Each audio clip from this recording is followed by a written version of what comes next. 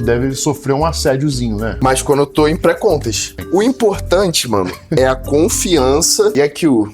O trato. Entendeu? Você é do tipo romântico ou você é do tipo mais cafajestão mesmo? Eu sempre falo, é igual treino. Depende do Depende, treino? depende do músculo, depende do treino. Calma, cara. A vida não é só maromba, não. Não. Gabriel Gunley, ele é cortejador ou ele é cafajeste?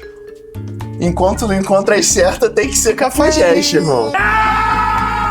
Meninas, prestem atenção. Cafajeste reformado. Qual que é o teu tipo de mulher, Gunley? Morena. Fitness. Chegou. Vou te falar, cheirinho. juro pra você. Tem vezes que você fala, mano, essa mina não faz nada do meu tipo. Sentiu o cheirinho. Aquele encosto de peito Pele com com peito, pele. entendeu? O Caleb tem cheiro de mulher.